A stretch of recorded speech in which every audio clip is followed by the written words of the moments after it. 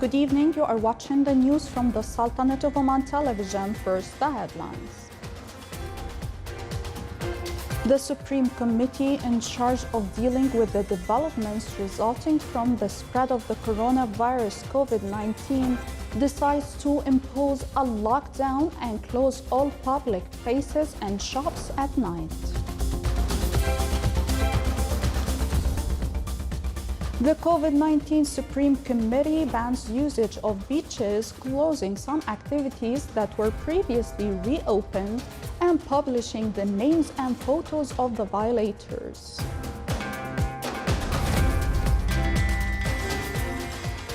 And the World Food Programme wins the 2020 Nobel Peace Prize.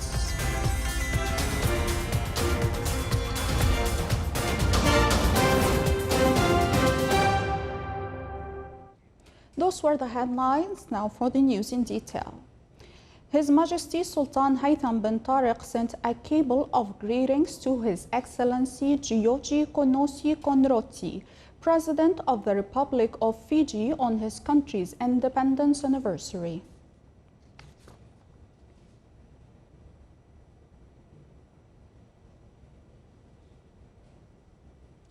The COVID-19 Supreme Committee, within the framework of its continuous session headed by His Excellency Sayyid Ahmed bin Faisal Al Busaidi, Minister of Interior, followed the developments of this pandemic, measures to prevent it and ways to limit its spread. More details in the following report by Abdullah bin Ahmed Al Rubai. Supreme Committee in charge of discussing the mechanism of dealing with the development resulting from the spread of the coronavirus COVID-19 within the framework of its continuous session headed by His Excellency Sayyid Ahmed bin Faisal Al Busaidi, Minister of Interior, followed the developments of these pandemic, measures to prevent it and ways to limit its spreads. Reports showed an increase in the number of infections and deaths of all ages due to COVID-19, as well as the sharp rise in the number of people in hospital wards and intensive care beds in an unprecedented way in the history of the health sector in the Sultanate, and the resulting dangerous situation that exceeds the ability of the health system and its workers to deal with this pandemic and other diseases. In order to protect all members of society and to ensure the health sector's ability to perform its duties, the committee decided the following. 1. Prohibition of movement and closing all public places and shops from 8 p.m. until 5 a.m. starting from Sunday, October 11th, 2020 until Saturday, October 24th, 2020. 2. Banning the use of beaches throughout the day until further notice. 3. Reclosing some activities that were previously reopened and did not comply with the establishment requirements, and the relevant authorities will announce their details at a later time. 4. Publishing the names and photos of the violators in various media outlets.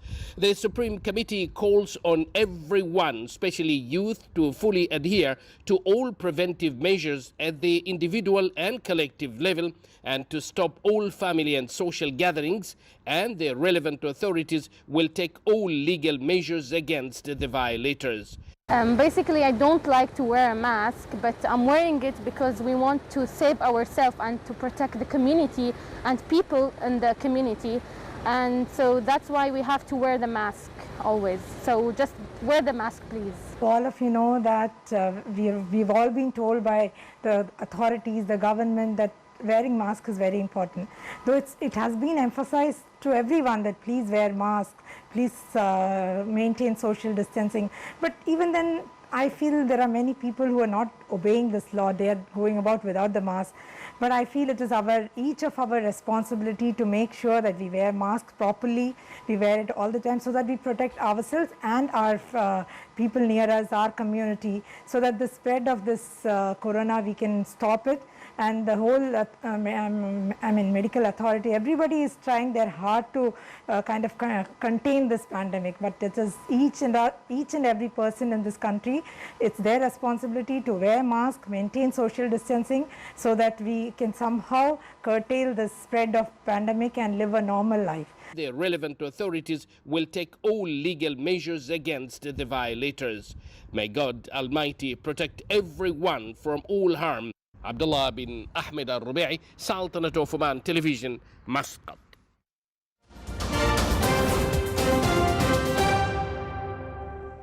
The novel coronavirus has killed more than 1.06 million people since the outbreak emerged in China last year. More than 36.6 million cases of coronavirus have been registered worldwide. Out of these, at least 25.3 million are now considered recovered. The U.S. remains the worst hit country with over 212,000 deaths from 7.6 million cases. The next hardest hit countries are Brazil with more than 148,000 deaths, India with over 106,000 deaths, Mexico with over 83,000, and Britain with over 42,000 deaths. Europe has recorded more than 239,000 deaths, Asia over 149,000, with the Middle East with over 49,000, Africa 37,000 deaths.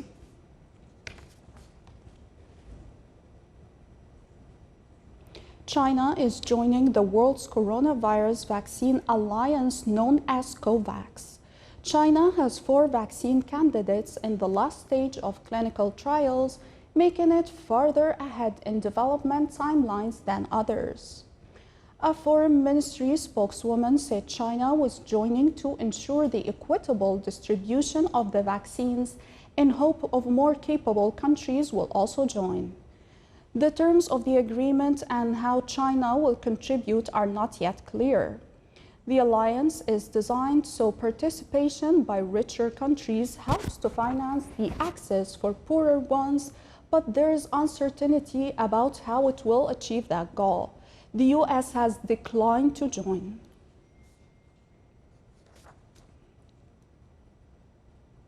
Russia moved to stop the worst escalation of fighting in the separatist region of Nagorno-Karabakh in more than a quarter century by offering to host a ceasefire talks today. Yesterday, Russian President Vladimir Putin issued a statement calling for a break in the fighting between the Armenian and the Azerbaijani forces that have raged for nearly 2 weeks over the region. The Kremlin said Putin's initiative followed a series of calls with the Armenian Prime Minister Nikol Pashinyan and the Azerbaijani President Ilham Aliyev. Putin proposed calling a ceasefire to exchange prisoners and collect the bodies of the dead soldiers, adding that the top Azerbaijani and Armenian diplomats were invited to Moscow for consultations. The United Nations World Food Programme today won the 2020 Nobel Peace Prize for its efforts to combat hunger and food insecurity around the globe. The announcement was made in Oslo by Brett Rice Anderson, the chair of the Nobel Committee. It said that the coronavirus pandemic has added the hunger faced by millions of people around the world and called on governments to ensure that WFP and other aid organizations receive the financial support necessary to feed them. Highlighting the combined toll that hunger and the new coronavirus pandemic had taken on countries such as Yemen, the Democratic Republic of Congo, Nigeria, South Sudan, and Burkina Faso, Reese Anderson said, "Until the day we have a vaccine, food is the best vaccine against chaos." The award comes with $1.1 million cash prize and a gold medal to be handed out at a ceremony in Oslo, Norway on December the 10th, the anniversary of the prize founder Alfred Nobel's death. This year's ceremony will be scaled down due to the pandemic.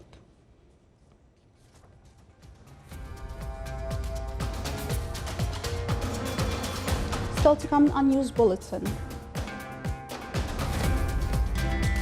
For more than 30 years, Wadi al-Murr village in the wilaya of Ja'lan Bani Bu Ali became uninhabitable.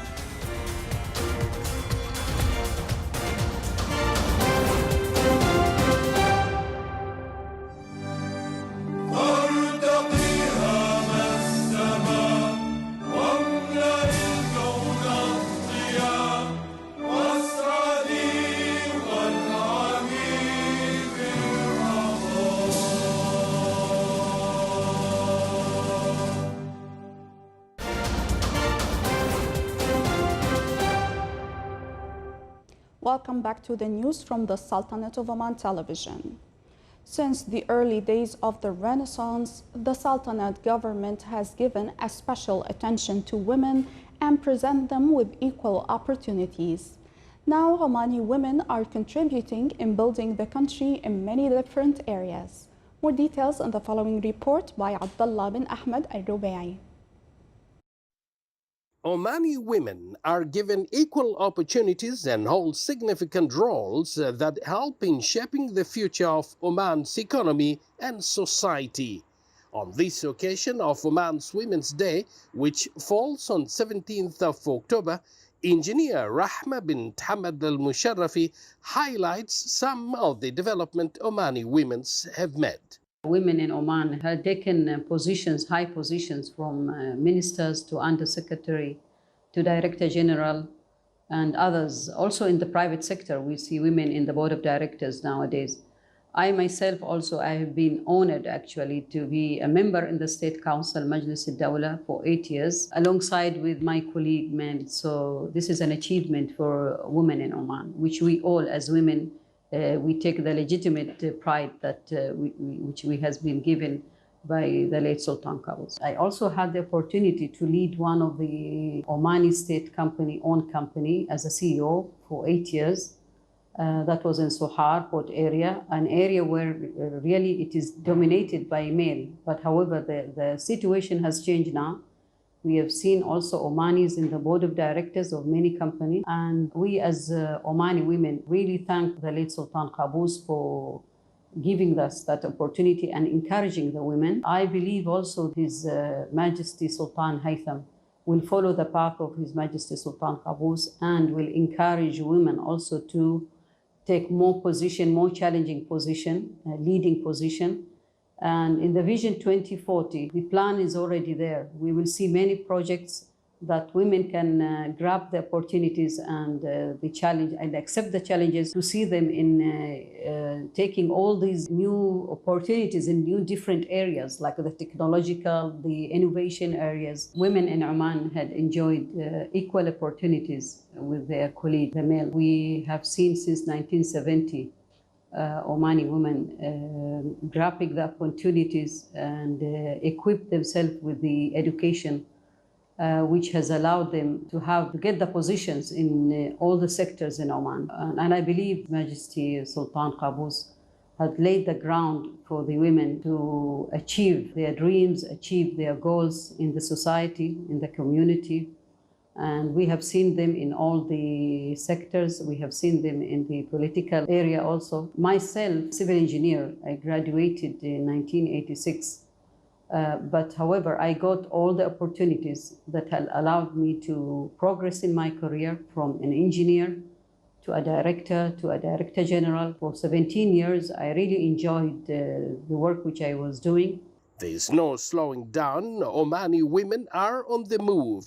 They continue to play a significant role in modeling the future of the country, thanks to the wise leadership of His Majesty the Sultan. Abdullah bin Ahmed al-Rubai, Sultanate of Oman Television, Muscat. Thank you, Mr. Abdullah, for the great report. The Omani government has laid the foundations and empowered women to equip themselves with the necessary skills, knowledge, and opportunities to start off their businesses. To celebrate the achievements by women, His Majesty the late Sultan Qaboos bin Saeed, may his soul rest in peace, has dedicated a day for Omani women on October the 17th. The Omani Women Day on October the 17th celebrates not only women's achievements over the past years, but also their engagement as active members of the Omani community.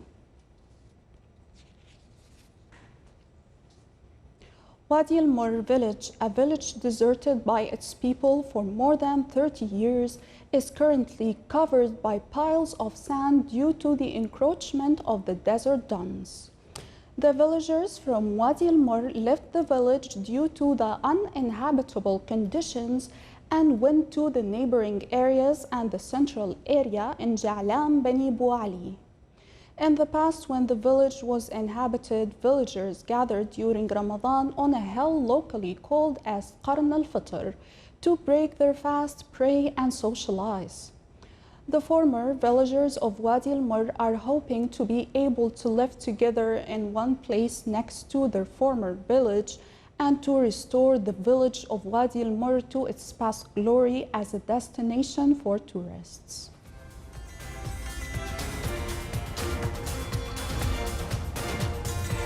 This is the Sultanate of Oman television. Before we end tonight's news bulletin, here are the main points once again. The Supreme Committee in charge of dealing with the developments resulting from the spread of the coronavirus COVID-19 decides to impose a lockdown and close all public places and shops at night.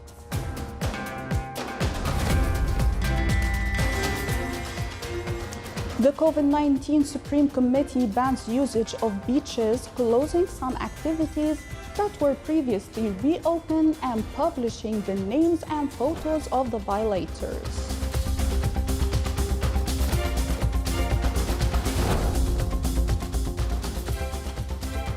And the World Food Programme wins the 2020 Nobel Peace Prize.